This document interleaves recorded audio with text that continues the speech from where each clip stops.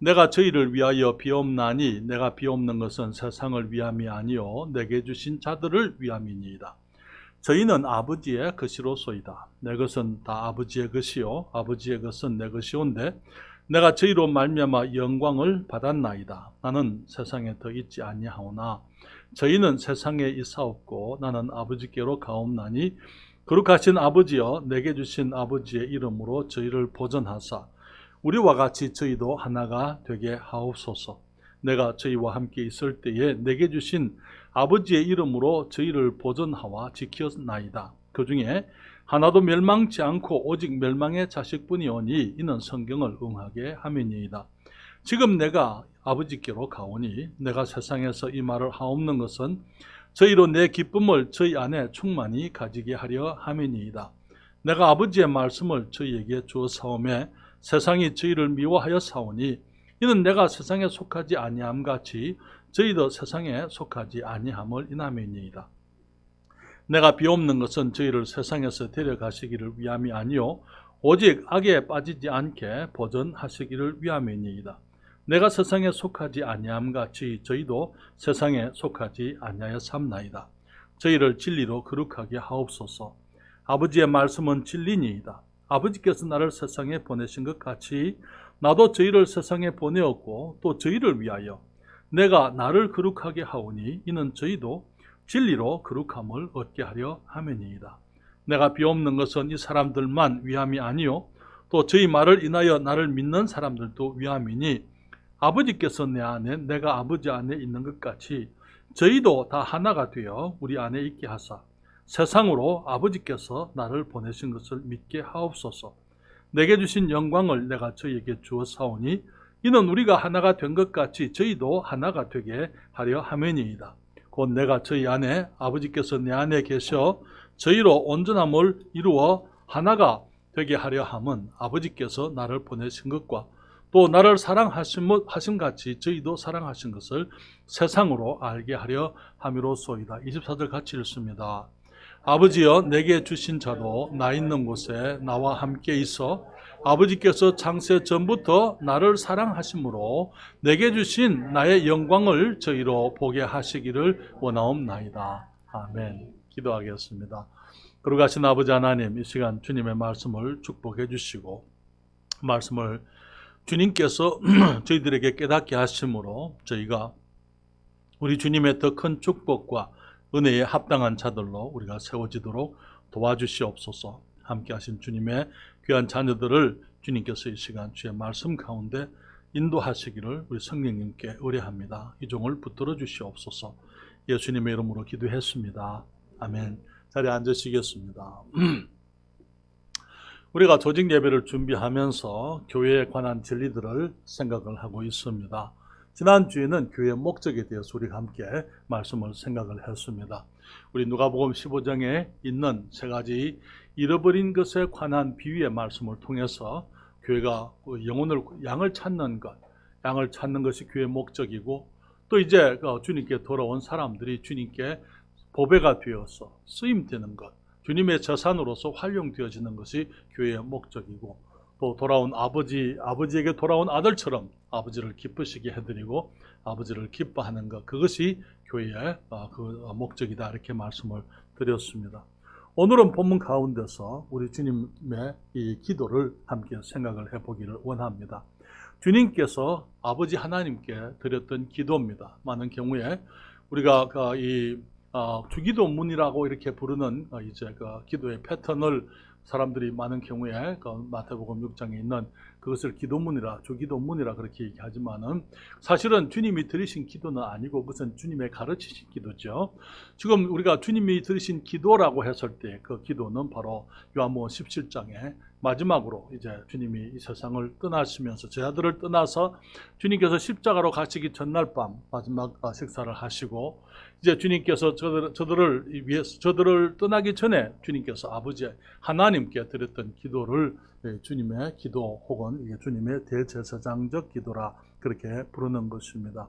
이 기도는 주님께서 대제사장으로서 다시 말하면은 하나님 앞에서 우리 백성들을 주님의 백성들을 대변하는 제사장으로서 주님께서 백성들을 위해서 주님이 자기 사람들을 위해서 드린 기도인 것입니다. 이 기도의 특징은 이것이 세상을 위한 기도가 아니라 제자들을 위한 기도라고 주님이 말씀을 하고 있어요. 9절에 주님이 그렇게 말하고 있습니다. 내가 저희를, 여기 주님의 제자들을 위하여 비옵나니, 내가 비옵는 것은 세상을 위함이 아니요 내게 주신 자들을 위함이니이다. 저희는 아버지의 것이로소이다. 그렇게 말씀을 하고 있습니다. 주님께서 제자들을 위해서 기도한다 말씀을 하시고 11절에 보게 되면은 나는 세상에 더 있지 아니하오나 저희는 세상에 있사옵고 나는 아버지께로 가옵나니 거룩하신 아버지여 내게 주신 아버지의 이름으로 저희를 보전하사 저희를 지켜주시기를, 그리고는 주님께서 우리가 저희도 하나가 되게 하옵소서 그렇게 말씀을 하고 있습니다. 14절부터 15절에 보게 되면 주님께서 주님의 제자들이 악에 빠지지 않도록 세상이 미워하지만은 악에 빠지지 않도록 해주세요라고 주님이 기도하고 있으면서 여기에 21절과 23절에 말씀하시기를 아버지께서 내 안에 내가 아버지 안에 있는 것 같이 저희도 다 하나가 되어서, 계속해서 주님께서 주님의 제자들이, 교회가, 하나님의 백성들이 하나 되기를 원하고 계시는 것을 보게 되는데요. 저희도 주님 하나가 되어 우리 안에 있게 하사 세상으로 아버지께서 나를 보내신 것을 믿게 하옵소서. 그리고 말하기를 22절에 내게 주신 영광을 내가 저희에게 주었사오니 이는 우리가 하나가 된 것 같이 저희도 하나가 되게 하려 함이니이다. 23절에 곧 내가 저희 안에 아버지께서 내 안에 계셔 저희로 온전함을 이루어 하나가 되게 하려 함은 아버지께서 나를 보내신 것과 또 나를 사랑하신 것 같이 저희도 사랑하신 것을 세상으로 알게 하려 함이로소이다 말씀을 하고 있는 것입니다. 그러면서 24절에서는 주님께서 우리가 결국은 우리 주님의 영광을 우리들이 볼 수 있게 되기를 주님께서 기도하신 것을 보게 됩니다. 사랑하는 여러분, 우리 주님께서는 이 세상이 우리를 통해서 주님의 제자들 그리스도인들을 통해서 세상이 주님을 발견하고 그 주님을 믿게 되기를 주님께서 원하고 계십니다. 교회가 하나가 되면은 세상에 주님을 보게 될 것이며 교회가 하나가 될 때 또한 우리가 우리 주님의 영광을 보게 되겠다고 말씀을 하고 있는 것을 봅니다. 자, 그래서 우리가 주님께서 우리에게 하신 기도, 주님께서 우리에게 말씀하시기를 주님께서 아버지께 기도하시기를 저희로 하나가 되게 하옵소서 그렇게 얘기를 했습니다. 우리가 먼저 성경적 믿음에서 우리가 하나 되어야 할 것을 성경에서 배우게 됩니다. 여러분, 교회는 예수 그리스도를 믿음으로 구원받은 사람들의 모임입니다. 너무나 많은 사람들이 구원을 받기 위해서 교회를 다니고 있습니다. 그러나 사실은 우리가 교회를 가는 것은 구원을 받기 위해서가 아니에요. 교회를 아무리 다녀도 구원받을 수 없습니다. 우리가 교회가 필요한 것은 구원받은 사람들에게 교회가 필요한 거예요. 그래서 이제 주님께서 우리에게 교회를 주신 것은 우리들이 구원받은 사람들로서 함께 주님 앞에 모여서 주의 백성으로 주님을 섬기게 하기 위함인 것입니다. 그러나 어떤 사람들은 구원을 받았기 때문에 더 이상 교회가 필요 없는 것처럼 그렇게 가르치는, 그렇게 생각하는 사람들도 있습니다. 사랑하는 여러분, 그렇지 않습니다. 여러분, 구원이라는 것은 단순히 우리가 그리스도인의 삶은 구원만 받기 위한 게 아니에요. 구원받은 사람들이 성장하고 주님께 쓰임되기 위해서 우리가 교회가 필요하고 하나님이 교회를 우리에게 주셨던 것이죠. 하나님의 계획은 우리가 새 생명을 얻고 죄의 용서를 받게 되고 그래서 천국의 백성 되는 그것이 주님의 원하심의 전부가 아니에요. 그것이 가장 귀중한 것이지만은 그 이상으로 우리가 주님 앞에 이제는 성장해서 주님의 영광을 위해서 살아가는 하나님의 존귀한 자녀들이 되기를 주님이 원하시는 것이지요.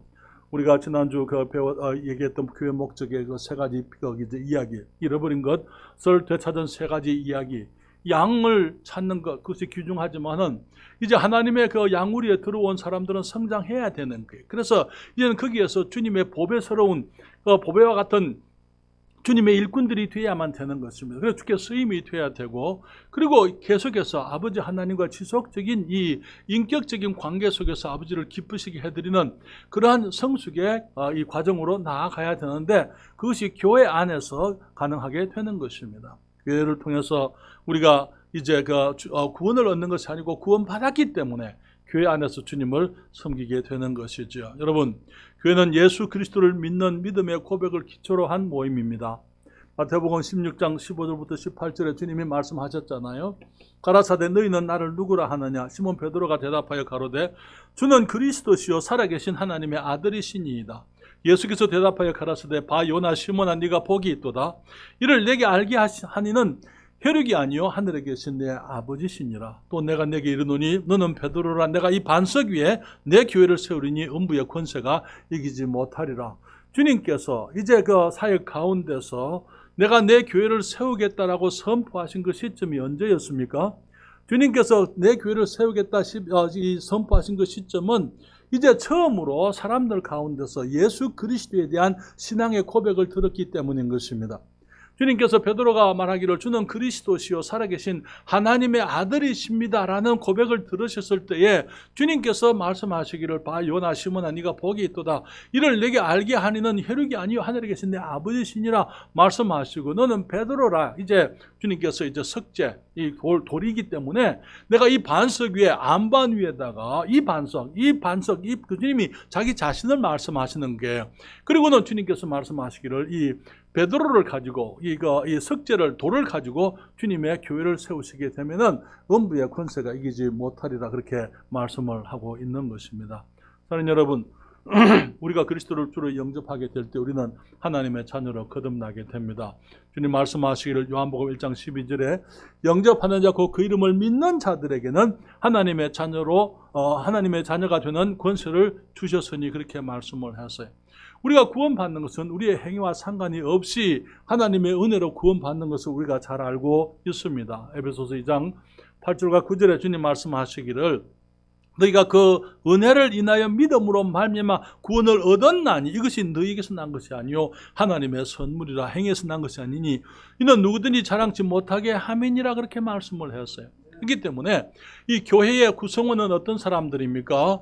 이제 그냥 단순히 열심히 이 종교적인 사람들 그런 사람들이 교회 구성원이 되는 것이 아니고 이제 그 예수 그리스도를 개인적으로 믿음으로 구원받은 사람들이 교회의 이제 구성원이 되고 석재가 이 재료가 하나님의 집을 지으시는 이제 그 돌들이 되어진다고 이미 우리는 생각을 했습니다. 그런데 우리는 구원에 관한 믿음에 대해서 우리가 구원받은 사람들로 교회가 이루어져야 한다는 것을 알면서 또 한 가지 이제 교회의 회원이 되기 위해서는 또 하나의 요건이 있습니다. 그것은 교회는 믿음으로 구원받은 그리스도인들이 침례를 받아서 우리의 내적인 믿음을 외적으로 공적으로 간증한 사람들의 모임이라는 것을 우리가 알고 있습니다. 여러분, 침례가 뭡니까? 침례는 구원의 길이 아닙니다. 침례를 받아서 구원받지 않습니다. 어떤 교회에서는 그렇게 가르치는 교회들이 있어요. 잘못된 거예요. 성경은 그렇게 말하고 있지를 않습니다. 만약에 침례를 받아서 구원받는다면요, 거기 예수님 돌아가셨을 때 그 양쪽에 두 사람이 죽었잖아요. 두 강도 중에 한 사람이 예수님께 예수여 당신의 나라 임하실 때 나를 생각해 주세요 했을 때 주님 말씀하시기를 그래 알았다 우리 내려가서 침례 받자 그렇게 얘기했죠. 그런 일은 없었잖아요. 그렇죠? 주님 말씀하시면 뭐라 그랬어요? 내가 진실로 내게 이르노니 네가 오늘 나와 함께 낙원에 있으리라 그렇게 말씀을 했잖아요. 그렇기 때문에 침례는 구원의 조건은 아닙니다. 그렇지만은 침례는 예수 그리스도의 십자가, 하나님의 복음, 우리들의 구원의 복음을 이 상징적으로 보여주는 그림자예요. 예수님이 침례를 받으신 것이 앞에 이제 그 성경이 떠 있는데요. 마태복음 3장 13절부터 17절에 주님 말씀하시기를 이때 예수께서 갈릴리로서 요단강에 이르러 요한에게 침례를 받으려 하신데 요한이 말려 가로되 내가 당신에게 침례를 받아야 할 터인데 당신이 내게로 오시나이까? 예수께서 대답하여 가라사대 이제 허락하라. 우리가 이와 같이 하여 모든 의를 이루는 것이 합당하니라 하신데 이에 요한이 허락하는지라. 예수께서 침례를 받으시고 곧 물에서 올라오실새 하늘이 열리고 하나님의 성령이 비둘기같이 내려 자기 위에 임하심을 보시더니 하늘로서 소리가 있어 말씀하시되 이는 내 사랑하는 아들이요 내 기뻐하는 자라 하시니라. 아멘. 침례 요한이 요단강에서 침례를 주고 있을 때 예수님이 침례를 받기 위해서 오셨습니다. 요한이 말하기를 내가 당신에게 침례를 받아야 합니다. 그렇게 얘기를 했어요. 그런데 주님 말씀하시기를 이제 허락해라. 우리가 이와 같이 하여 모든 의를 이루는 것이 합당하다. 그래서 이제 요한이 예수님에게 침례를 베풀었습니다. 예수님이 물에서 올라왔다 그렇게 얘기했어요. 그렇죠? 그것은 예수님이 물속에 들어갔다 그 말인 것입니다. 물에서 올라오시니까 이 성령께서 비둘기같이 예수님 위에 임하시면서 하늘에서 소리가 나기를 이는 내 사랑하는 아들이요 내가 기뻐하는 자라 그렇게 말씀을 했습니다. 예수님께서 왜 침례를 받으셨습니까? 만약에 침례가 구원의 요소라면 예수님 구원받을 이유가 없어요. 그렇잖아요. 그렇잖아요. 예수님은 구원받기 위해서 이 구원은 예수님은 의로우신 분이기 때문에 하나님의 아들이기 때문에 그분이 구원받으셔야 될 일은 없는 것입니다. 그러면 왜 예수님이 침례를 받으셨습니까? 요한에게 대답하시기를 이와 같이 하여 침례 요한이 예수님에게 침례를 베품으로 모든 의를 이루기에 합당하다. 그것이 주님의 대답이에요. 그게 무슨 말입니까? 사랑하는 여러분, 우리가 사람이 의롭지 못하면 천국에 들어갈 수가 없습니다. 그렇죠? 예수님께서 이제 침례를 통해서 사람들의 의를 이루시겠다 말씀하십니다. 또 하나님께서 죄인들을 천국에 받아들이시면은 하나님이 의롭지 못합니다. 그렇지만은 주님께서 죄인들을 천국에 받아들여도 의로워지는 길이 있어요. 무엇입니까? 예수님께서 우리 죄를 위해서 죽으시고 장사되고 부활하시는 거예요. 예수님이 우리의 모든 죄를 홀로 담당하시고 주님께서 죽으시고 심판을 받으시고 무덤에 가셨다가 주님이 살아나시게 되면은 우리 사람들이 예수님께서 우리의 죄를 다 가져가셨기 때문에 우리가 하나님 앞에 의로움을 얻을 수가 있는 게 그렇죠. 그리고 하나님께서도 우리 죄인들을 주님께로 천국에 받아들이시면서도 의로울 수 있는 이유가 우리의 죄가 이미 그 아들 예수 그리스도의 희생을 통해서 해결됐기 때문인 것입니다.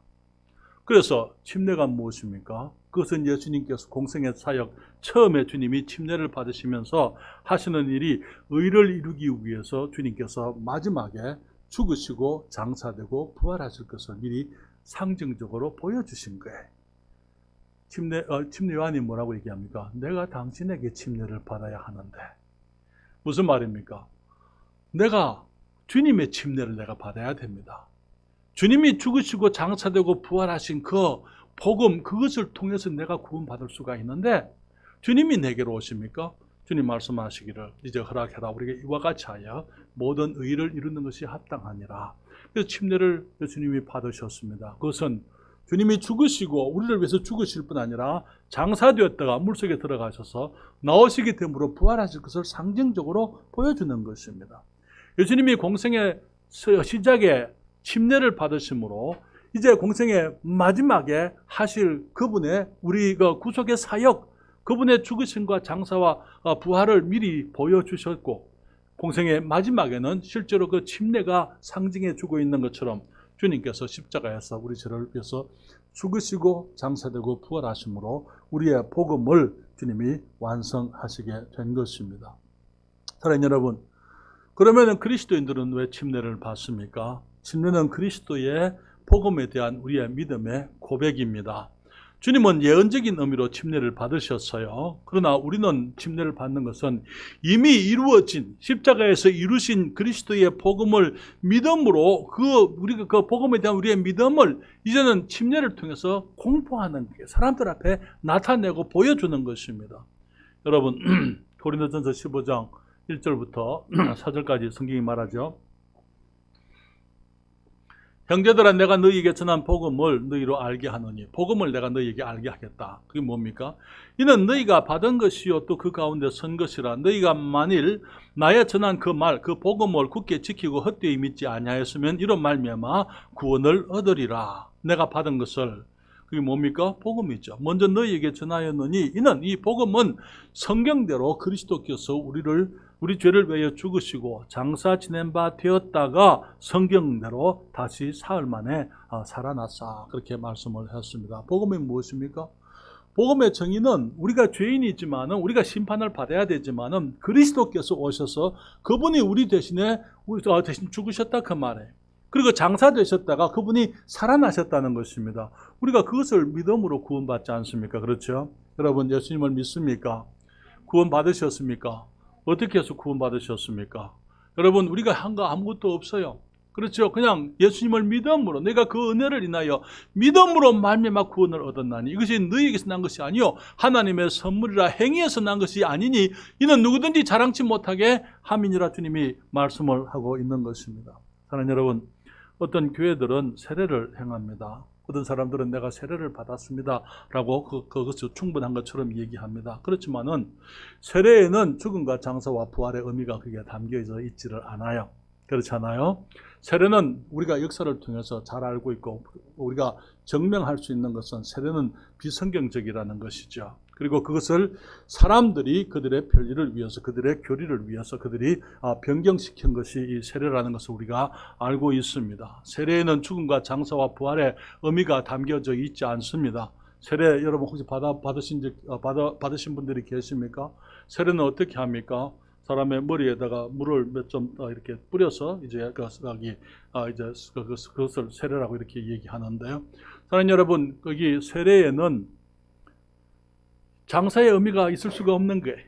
왜냐하면은 사람들을 우리가 장례할 때는요, 그냥 머리에 흙을 몇 점 뿌려갖고 그거 장례 때 이렇게 얘기 안 하잖아요.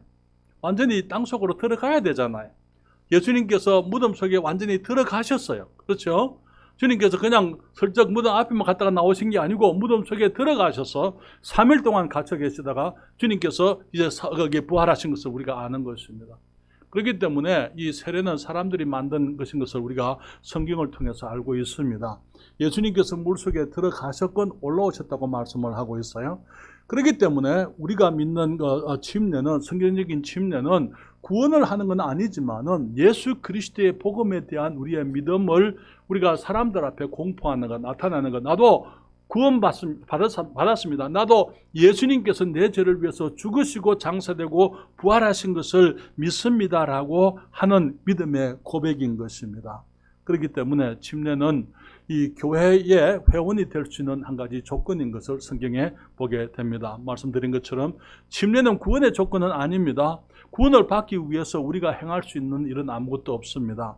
우리가 구원받는 것은 복음을 믿음으로만 구원받습니다.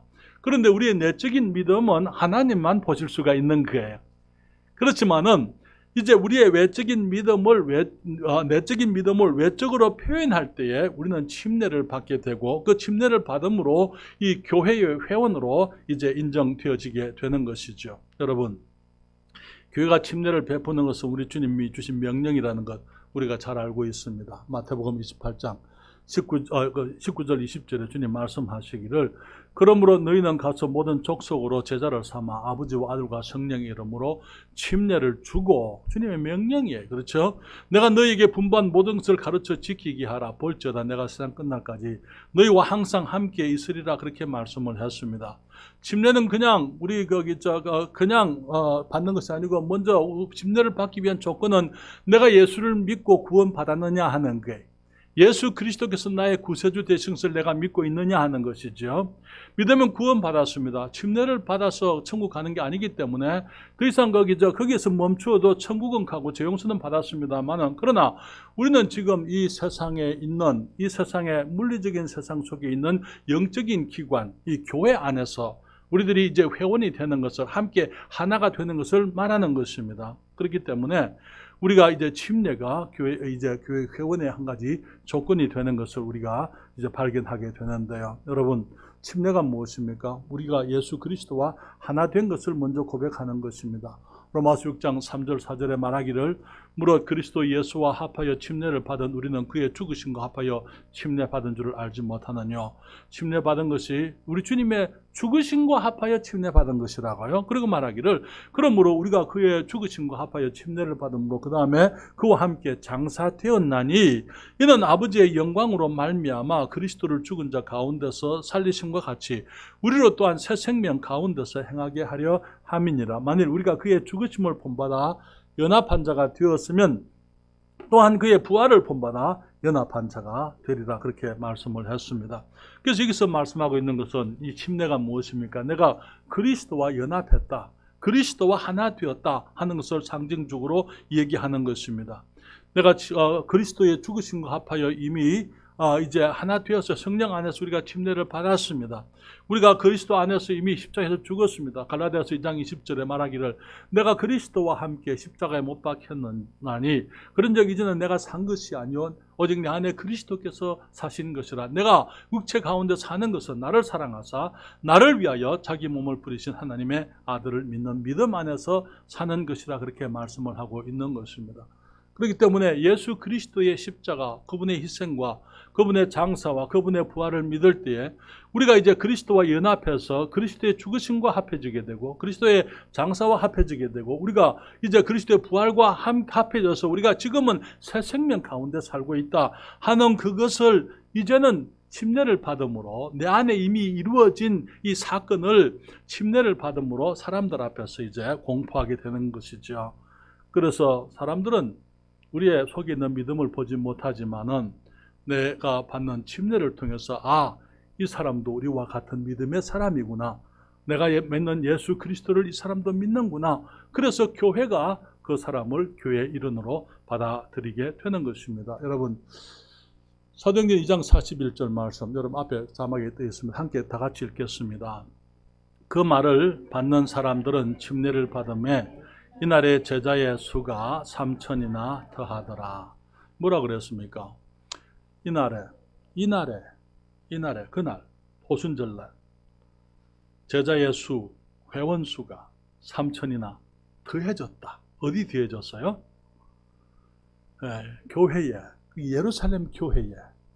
그때 이제 오순절날 그 120명의 사람들이 이제 모여서 성령 충만을 입고는 그들이 나갔을 때에 사도 베드로가 복음을 전하고 거기에 모인 수많은 사람들이 자기들의 난 곳 이제 거기 그 방언으로 그 복음을 듣고 그날 이제 그들이 이제 베드로의 설교를 듣고 그들이 구원받잖아요. 주님을 영접한 이날 그 말을 받는 사람들, 이 복음 하나님의 말씀을 받는 사람들이 그 다음에 뭘 했습니까? 침례를 받으니까 그 사람들이 교회 회원수 속에 제자의 수가 3,000이나 더해졌다 그렇게 말씀을 하고 있는 것입니다. 그래서 오순절날 이제 끝나고 난 다음에 예루살렘 교회 성도들의 수가 3,120명이 됐어요. 그렇죠? 120명의 사람들 속에 여러분 제가 말을 할 때 때로는 여기 여러분에게 웃으라고 얘기 하게 되면 여러분이 하하 웃으셔도 괜찮아요. 너무 경건하실 필요가 없어요. 웃음이 불경건한 거 아닙니다. 그리스도 안에서 우리가 여기 어쨌든 그래서 이제 우리들이 정말 하나가 되어야 된다. 무엇에 대해서? 우리 믿음에서 하나가 되어야 되는데요. 이 구원에 관한 믿음에 대해서 우리가 하나가 되어야 되고 침례를 받아서 우리가 함께 교회 회원이 되어야 되고 또한 성경에 대한 믿음에서 우리가 하나가 되어야 된다 그렇게 말씀을 드립니다. 여러분, 이 교회는 이 세상, 이 물리적인 세상에 있는 하나님의 영적인 기관입니다. 그렇기 때문에 교회는 세상의 운영의 방식으로 이 교회가 운영되는 게 아니에요. 이 영적인 원리에 의해서 우리가 이 교회가 이 물리적인 세상에서 운영되게 되어져 있는 것입니다. 그랬을 때에 우리가 영적인 이 기관 하나님의 교회를 그리스도인이 살아 어떻게 살고 어떤 모습으로 하나님의 일을 해야 할 것이냐 하는 것을 우리가 무엇을 통해서 배웁니까? 다른 것에서 배우는 게 아니고 우리가 성경을 통해서 배우게 되어져 있는 것입니다. 여러분, 성경은 우리들에게 이 하나님과 예수 그리스도 성령님과 하나님의 나라에 관한 모든 진리를 다 가르치고 있습니다. 그리고 이 성경은 66권이 전부가 하나님의 말씀이에요. 이것이 사람들에 의해서 기록되었지만은 다 하나님의 말씀이라 그렇게 말씀을 하고 있습니다. 베드로후서 1장 21절에 성경이 말하기를 예언은 언제든지 사람의 뜻으로 낸 것이 아니요 오직 성령의 감동하심을 입은 사람들이 하나님께 받아 말한 것임이니라. 사람이 기록을 했지만은 사람의 기록이 아니라고요. 우리 하나님께서 그 사람들을 통해서 기록하신 주님의 말씀이라 그렇게 말하고 있는 것입니다. 디모데후서 3장 16절과 17절에 모든 성경은 하나님의 감동으로 된 것으로 교훈과 책망과 바르게 함과 의로 교육하기에 유익하니 이는 하나님의 사람으로 온전케 하며 모든 선한 일을 행하기에 온전케 하려 함이니라 그렇게 말씀을 했습니다. 그래서 우리가 이 땅을 살면서 하나님의 나라의 일을 하게 될 때에 우리가 어떻게, 무엇을 기준으로, 무엇을 따라서 해야 되느냐? 우리는 성경을 따라서 우리가 이제 하나님의 일을 이 땅에서 하게 되는 것입니다. 사랑하는 여러분, 많은 경우에 거기가 사람들이 우리 교회의 교리가 이렇습니다 라고 말하는 사람들, 교리라는 단어를 사용합니다. 여러분, 저는 교리를 믿는 사람이 아닙니다. 왜냐하면요, 교리는 이 종교적인 이 신념, 종교적인 신념의 체계를 교리라고 이렇게 부르는 것입니다. 우리는 무엇을 믿습니까? 성경의 가르침을 믿는 게. 성경은 단순히 교리책이 아니에요. 우리가 그냥 무엇을 믿어야 할 것만 얘기하는 것이 아니고 어떻게 살아야 할 것도 얘기하고 있는 것입니다. 하나님의 일을 어떻게 하나님의 방법으로 해야 될지 모든 것을 다 가르치고 있는 교훈의 책이에요. 그렇기 때문에 우리들이 이 단순히 그냥 성경을 어떤 이 문자적인 교리의 책으로, 아니요, 그것은 종교적인 사람들은 그렇게 얘기할 수 있을는지 모르지만은 우리는 우리의 삶의 전반에 관해서 성경이 우리가 어떻게 살아야 될 것인지, 어떻게 운영해야 될 것인지, 비즈니스 하는 사람들이 어떻게 비즈니스 해야 할 것인지 경영하게 성경에 담겨져 있는 줄 믿습니다. 행정하게 성경에 담겨져 있는 것입니다. 오늘 우리가 주일 아침에 10시에 성경적인 지도력에 대해서 얘기하고 있습니다. 지도력을 공부하고 있는데 그 지도력에 대해서 어떻게 우리가 정말 어린 사람들을 섬기고 우리가 그리스도를 닮은 지도자가 될 수 있겠는가? 그 모든 것들이 성경에 다 기록되어져 있는 거예요. 그렇기 때문에 단순한 교리책이 아니라는 것을 우리가 이해하고, 주님께서는 우리가 이 땅을 살아가면서 온전한 그리스도인이 되기를 원해요. 온전하다는 것은 부족함이 없다 그 말이에요. 그렇잖아요. 이게 영어 성경에 그 perfect 이렇게 얘기했어요. perfect이라는 건 완전하다 그 말인데, 그 말은 완전하다는 그 말은 죄를 안 짓고 완벽하다 그런 의미가 아니고, 완전하다라는 것은 이제 다 성숙되어진, 잘 익은 그런 의미가 되는 것입니다. 그리고 모든 선한 일을 행하기에 온전케 한다 했을 때 온전하다는 것은 잘 갖추었다 이 말이에요. 모든 것이 다 갖추어져서 부족함이 없다 그 말이에요. 성경은 우리 그리스도인들로 하여금 성숙한 그리스도인이 되게 할 뿐만 아니라 하나님의 사람들로 주님의 일을 하는데 부족함이 없는 사람들이 되게 만드는 것이 이 성경인 것입니다. 그렇기 때문에 우리가 이제는 정말 무엇을 믿는다 그랬을 때 우리는 항상 성경으로 돌아가야만 되는 것입니다. 그래서 성경에 대해서, 성경에 그 어떤 말씀이 하나님의 말씀, 성경은 하나님의 말씀이 포함된 것이 아니고 전체가 하나님의 말씀이라는 사실을 우리들이 알아야만 되고 성경을 그렇게 공경해야만 되는 것입니다. 그래서 우리가 무엇을 믿는다 했을 때 그 믿음을 우리는 항상 성경으로 확인을 해야만 되는 것이죠. 여기 사도행전 17장 11절에 주님 말씀하십니다. 베레아 사람은 데살로니가에 있는 사람보다 더 신사적이어서 간절한 마음으로 말씀을 받고, 이것이 그러한가 하여 어떻게 했다고요? 날마다 성경을 상고했다 그렇게 말씀을 했습니다. 여러분, 금강성서 침례의 강단에서 항상 하나님의 말씀이 전해져야만 됩니다. 하나님의 말씀이 전해져야 돼요. 어떤 목사님이 좋아하는 설교 그런 게 아니고, 세상 사람들이 좋아하는 설교 아니고, 우리 성도들이 듣기 원하는 그런 설교가 아니고 하나님의 말씀만을 전해야만 되는 것입니다. 그리고 하나님의 말씀을 전하는데 전부 다 전해야 돼요. 어떤 게 사람들이 좋아하는 그런 설교만 아니고 때로는 사람들에게 부담이 되는 설교도 있어요. 그렇잖아요. 죄를 지적해야 되는 것입니다. 잘못된 건 잘못됐다 얘기해야 되는 거예요. 지옥이 있다고 선언해야만 되는 것입니다. 사람들은 천국에 대해서 듣기를 좋아하지만 지옥에 대해서는 듣고 싶지 않아요. 그러나 성경이 그 말씀을 하고 있기 때문에 이 사람들에게 부담이 되는 그런 설교도 해야만 되는 것입니다. 주님의 축복에 대해서는 사람들이 듣기를 좋아하지만은 정말 주님께 드리고 헌신하는 것에 대해서 사람들이 부담을 느끼잖아요. 그리고 그 얘기도 다 해야 되는 것입니다. 그러나 여러분, 사도 바울은 우리 사도행전 20장 27절에 말하기를 내가 너희에게 하나님의 뜻을 다 전했다 이렇게 얘기했어요. 하나님의 뜻을 다 전했다 그랬을 때에 영어 성경에 보게 되면 all the counsel of God, 하나님의 말씀의 전부를 전했다 그 말이에요. 그래서 우리들이 하나님 말씀 전체를 다 배워야 되고 이 강단에서 증거되어야만 되는 것입니다. 오늘날은 정보가 넘치는 시대입니다. 많은 사람들이 자기들이 듣고 싶은 설교를 찾는 시대예요. 그래서 자기들이 듣고 싶은 설교, 내가 좋아하는 설교, 그런 것들을 하는 사람들을, 유튜브 목사들을, 인기 있는 설교자들을, 그런 사람들을 찾는 것입니다. 그리고는 거기서 사람들이 그런 사람들은 사람들이 좋아하는 말, 또 좋아할 수 있는 말들, 그 어떤 기발한 생각들, 기발한 말들, 그런 것들을 통해서 사람들의 관심을 끌려고 하는 그런 일들이 너무나 많은 것입니다. 여러분, 우리가 말씀을 배울 때, 말씀을 들을 때 우리는 이 베레아 사람들처럼 이것이 그러한가 하여 날마다 성경을 상고했다. 상고는 그냥 단순히 읽었다 그 말 아니에요. 확인하고 말씀을 거기 깨닫고 생각하고 연구하고, 우리가 그렇게 할 때에 성경은 말하기를 베레아 사람들은 데살로니게에 있는 사람들보다 더 신사적이어서, 신사적이라는 그 말을 우리 거기 영어 성에는 노블 그렇게 얘기했어요. 노블이 뭡니까? 고상하다, 더 귀족적이다, 더 아름답다. 그래서 정말 거기 이 더 고상한 그리스도인들이 되려면은 여러분의 목사님의 말을 듣지만은 그것이 그러한가 하여 과연 그 말이 맞는지 날마다 성경을 상고할 수 있는 그러한 성숙됨이 우리 안에 있어야만 될 줄 믿습니다. 그래서 우리가 우리의 믿음에 있어서 하나가 되어야 된다고 말씀을 드리면서요, 또 하나는 우리가 한 몸의 지체로서 우리가 하나가 되어야 한다고 말씀을 드립니다. 여러분, 교회의 머리는 사람이 아니고 우리 주님이십니다. 예수 그리스도께서 이 교회의 머리입니다. 골로새서 1장 18절에 그는 몸인 교회의 머리라. 그가 근본이요 죽은 자들 가운데서 먼저 나신 자니 이는 친히 만물의 어뜸이 되려 하심이요. 여러분, 담임 목사가 교회 머리가 아니에요.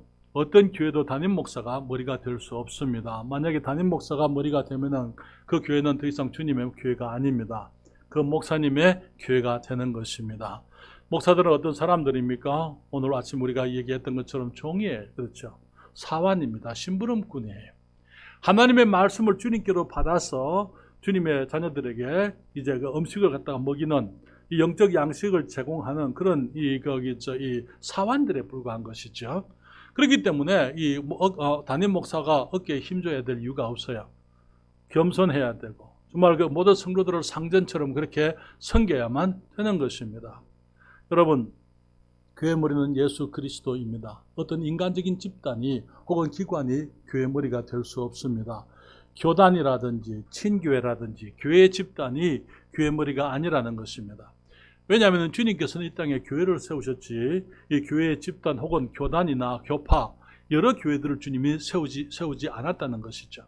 주님이 한 교회 예루살렘 교회를 세우셨고 그 교회를 통해서 더 많은 교회들이 나오게 하셨습니다. 어제 제가 말씀을 드렸습니다만 저녁에도 정말 이제 주님이 한 사람을 지으셨어요.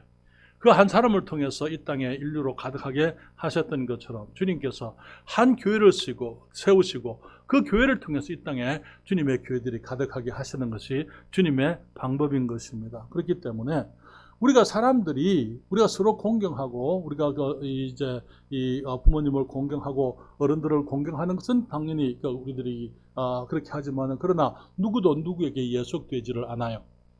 우리 아이들이 부모에게 예속됩니까? 부모의 소유입니까?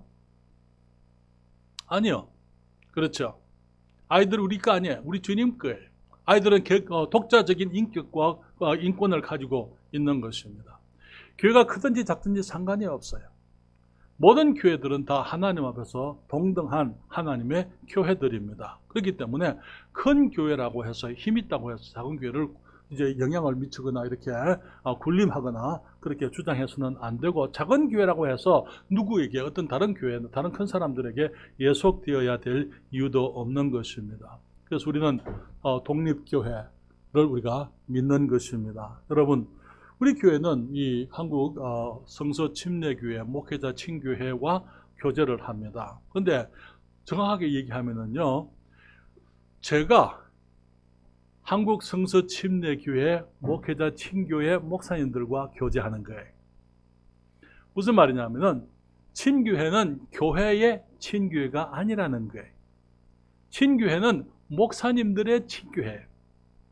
그래서 목사님들이 함께 모여서 함께 기도하고 서로 격려하고, 그래서 이제 또 우리가 신학교에서 학생들을 함께 가르치고 또 이제 선교사님들을 함께 지원하고 그런 일은 하지만은 어떤 큰 교회 목사님이 작은 교회 그 목사님에게 교회 일을 이렇게 하세요, 저렇게 하세요, 결정을 이렇게 하세요, 저렇게 하세요, 간섭을 못하는 거예요.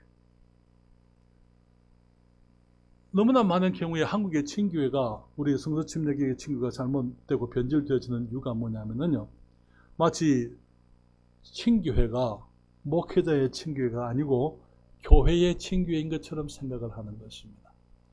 교회의 모임이 되면은 그것은 교단이 됩니다. 그것이 교파가 되는 거예요.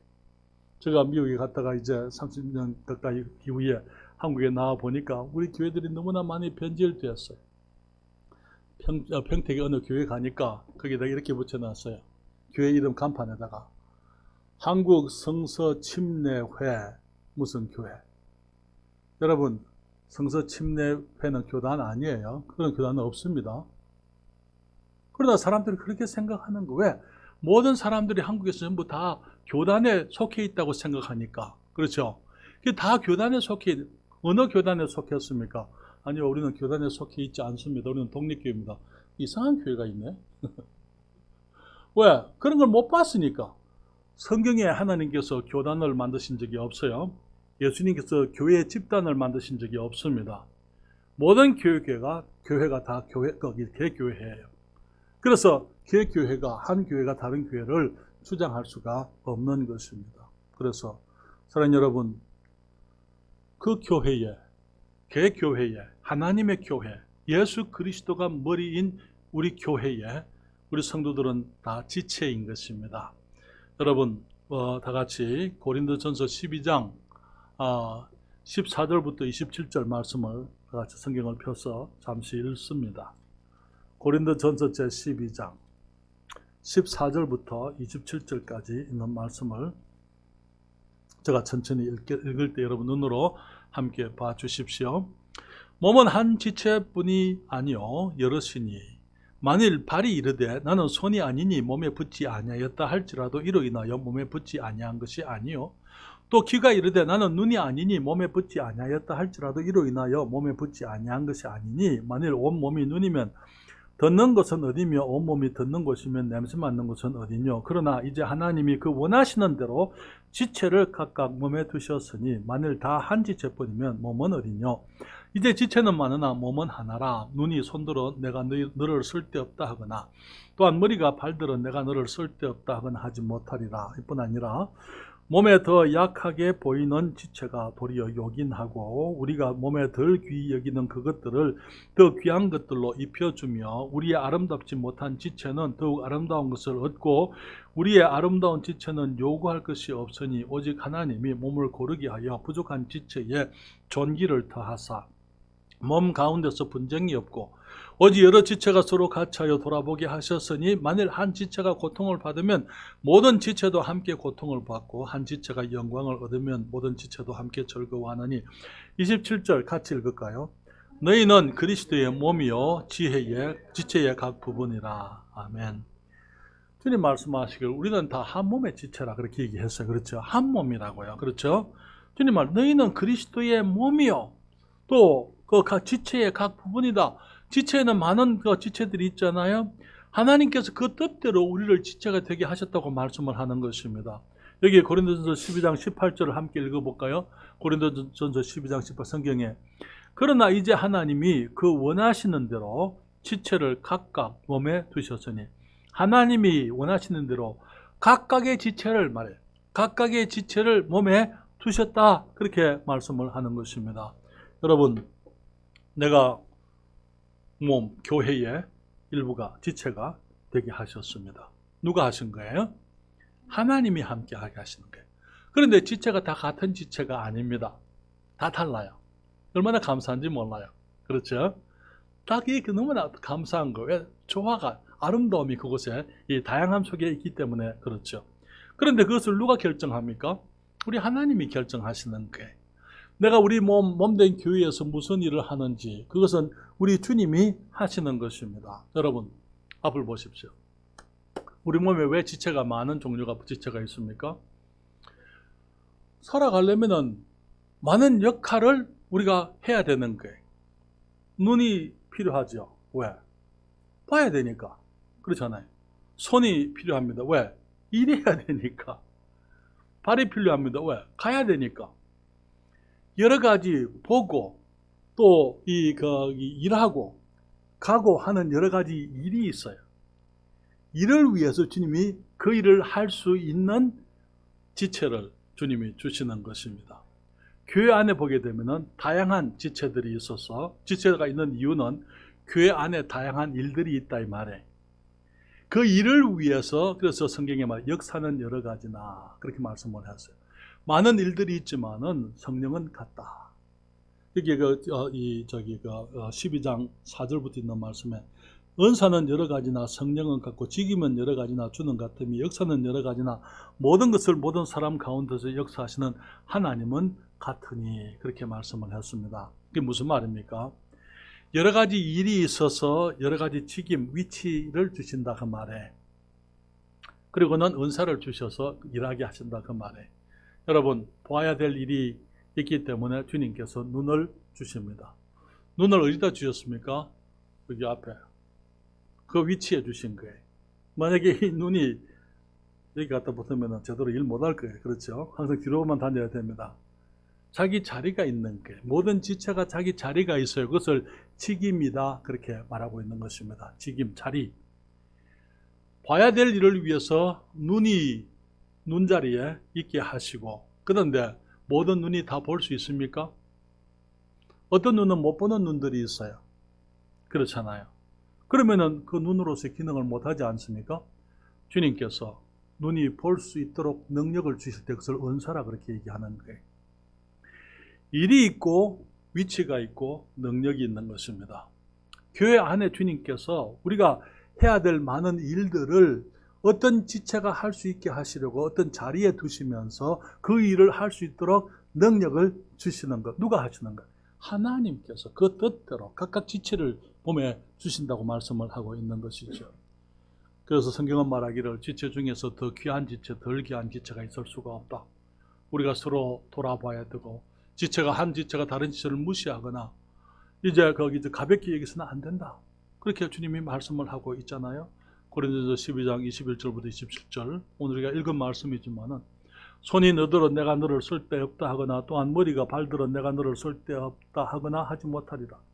이뿐 아니라 몸에 더 약하게 보이는 지체가 도리어 요긴하고 우리가 몸에 덜 귀히 여기는 그것들을 더욱 귀한 것들로 입혀주며, 우리의 아름답지 못한 지체는 더욱 아름다운 것을 얻고 우리의 이 아름다운 지체는 요구할 것이 없으니 오직 하나님이 몸을 고르게 하여 부족한 지체에게 종기를 더하사 몸 가운데서 분쟁이 없고 오직 여러 지체가 서로 같이 하여, 어떻게 해요? 여러 지체가 서로 같이 하여 함께 하여서 돌아보게 하셨으니, 만일 한 지체가 고통을 받으면 모든 지체도 함께 고통을 받고 한 지체가 영광을 얻으면 모든 지체도 함께 즐거워하나니 너희는 그리스도의 몸이요 지체의 각 부분이라.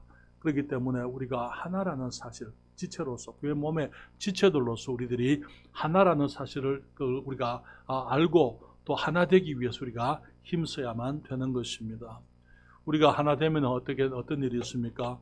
세상이 주님을 알겠다고 말씀을 하고 있어요. 그래서 우리가 하나 되어서 주님의 일을 함께 한 마음으로 한 뜻으로 이루어가야 될 줄 믿습니다. 빌립보서 2장 빠졌나요? 우리 성경 찾습니다. 빌립보서 2장 1절부터 4절까지, 여기 나왔습니다. 빌립보서 2장 1절부터 4절까지 같이 읽습니다. 그러므로 그리스도 안에 무슨 권면이나 사랑의 무슨 위로나 성령의 무슨 교제나 긍휼이나 자비가 있거든 마음을 같이하여 같은 사랑을 가지고 뜻을 합하며 한 마음을 품어 아무 일에든지 다툼이나 허영으로 하지 말고 오직 겸손한 마음으로 각각 자기보다 남을 낮게 여기고 각각 자기 일을 돌아볼 뿐더러 또한 각각 다른 사람들의 일을 돌아보아 나의 기쁨을 충만케 하라. 여러분, 우리 주님께서 우리가 무슨 일을 하든지 우리가 같은 마음을 같이 하고 같은 사랑을 가지고 뜻을 합하며 한 마음을 품어서 다툼이나 허영으로 하지 말고 겸손한 마음으로 각각 자기보다 남을 낮게 여기고, 너무나 많은 경우 우리의 문제는요, 서로 비교하는 거예요. 그렇죠? 서로 비교해서 자기를 더 우월하게 생각하는 그런 교만들, 그런 거 버리라 그 말이죠. 각각 자기 일을 돌아볼 뿐더러 또한 각각 다른 사람들의 일을 돌아보아 주님의 기쁨을 충만케 하라. 그렇게 말씀을 하고 있습니다. 그래서 우리의 사회 가운데서 우리가 한 마음과 한 뜻이 되어서 하나가 되어서 주님을 섬겨야만 될 줄 믿습니다. 또한 우리는 우리 하나님의 영광을 위해서 하나가 되어야 될 필요가 있습니다. 로마서 15장 5절 6절에 말하기를 이제 인내와 안위의 하나님이 너희로 그리스도 예수를 본받아 서로 무엇이 같게 한다고요? 뜻이 같게 하여 주사 한 마음과 한 입으로 한 하나님 곧 우리 주 예수 그리스도의 아버지께 영광을 돌리게 하려 하노라. 여러분, 사람들이 교회를 떠나가는 이유들 중에 하나가 교회가 분열되는 거예요. 교회가 분열될 때 교회 안에 목사파가 있고 집사파가 있고 장로파가 있고 사람들이 세상과 다 똑같다. 주님을 떠나가는. 그러나 교회가 하나 되어서 목사님들이 겸손하게 양보하고 정말 성도들을 섬기고 희생적이고 집사님들이 그런 사람들을 섬기고 정말 목사님을 공경하고 또 지도를 따르고 모두가 하나가 되어서 주님을 섬기게 될 때에 어떤 일이 있습니까? 사람들이 하나님의 교회다. 저 사람들이 하나님의 사람들이다. 우리 주님의 영광이 나타나게 되는 것입니다. 저는 여러분, 성경은 말하기를 시간이 많이 됐기 때문에 여기 이렇게 에베소 4장 1절부터 6절에 그러므로 주 안에서 갇힌 내가 너희를 권하노니 너희가 부르심을 입은 부름에 합당하게 행하여 모든 겸손과 온유로 하고 오래 참음으로 사랑 가운데서 서로 용납하고 평안에 매는 줄로 성령에 하나 되게 하신 것을 힘써 지키라. 몸이 하나이요 성령이 하나이니 이와 같이 너희가 부르심의 한 소망 안에서 부르심을 입었느니라. 주도 하나이요 믿음도 하나이요 침례도 하나이요 하나님도 하나이니 곧 만유의 아버지시라. 만유 위에 계시고 만유를 통일하시고 만유 가운데 계시도다. 주님께서 이제 내일 십자가에 죽으시기 위해서 오늘 밤 마지막에 주님의 제자들과 함께 밤을 보내십니다. 저희들에게 많은 말씀을 하시고 난 이후에 주님께서 아버지께 기도하십니다. 아버지여 저희로 하나가 되게 하옵소서. 저희로 하나가 되게 하옵소서. 왜? 주님은 떠나가시지만 저들은 세상에 남아 있습니다. 그래서 남아서 우리 주님을 대변하는 사람들이기 때문에 그래서 세상에 아직 예수님을 알지 못하는 그 사람들 앞에 우리 주님의 모습을 나타내고 하나가 되어서 그 사람들이 세상이 예수 그리스도를 알게 하기 위해서 하나가 되게 해주세요라고 기도했던 것을 보게 됩니다. 사랑하는 여러분, 우리 교회가 금강성서 침례교회가 하나가 되기를 원합니다. 우리의 믿음에서 하나가 되고 우리의 각 지체로서 우리의 차이를 다 인정하면서 또 조화를 이루어가면서 우리가 하나가 되기를 원합니다. 그럴 때에 사람들이 그리스도를 보게 될 것이며 아버지께서 영광을 받으시게 될 것이며 뿐만 아니라 우리 교회 안에서 우리가 하나님의 영광을 보게 될 거예요. 우리가 하나님의 영광을 보게 되어져 있는 것입니다. 여러분, 우리 가운데 아직까지 구원받지 못한 분이 혹시 계십니까? 예수님을 영접함으로 십자가를 믿음으로 우리가 구원에 이르게 됩니다. 주님께서 우리를 구원해 주신 사실을 감사드립니다. 주님을 찬양합니다. 그렇지만 성경적으로 침례를 받으셨습니까? 나는 세례를 받았습니다. 아니요, 성경적인 침례는 세례가 아닙니다. 침례, 물에 들어가서 받는 침술의 침례인 것이죠. 나는 어렸을 때 침례 받았습니다. 아니고 침례의 순서는요, 구원받고 난 이후에 받는 것입니다. 내 안에 먼저 주님을 향한 믿음, 예수 그리스도께서 나의 죄를 위해서 죽으시고 장사되고 부활하신 것을 깨닫고 그분을 믿음으로 구원받고 난 이후에 이제 그 믿음에 대한 고백으로 우리가 침례를 받게 되는 것입니다. 그래서 우리 모든 그리스도인들, 우리 모든 성도들이 성경적인 그리스도인이 됩시다. 그리고 함께 성경적인 교회를 세워 나가게 되기를 바랍니다. 혹시 아직까지 내가 그리스도인으로 살면서 사람들에 대해서 원망이 있고 내가 정말 그 주님 앞에 회개치 아니하고 주님께 내려놓지 아니한 어떤 문제들 있다면 주님께 내려놓고 우리가 주님 앞에 우리의 그 관계를, 우리의 죄를 버리고 바로 해야만 될 줄 믿습니다. 사람들과 관계에 문제가 있습니까? 정말 그 주님 앞에 바른 관계를 위해서 우리가 애써야 되겠죠. 주님, 내가 이런 잘못이 있습니다. 내가 어떤 사람하고 내가 문제가 있습니다. 주님, 내가 이 문제를 주님 앞에 바로 하겠습니다.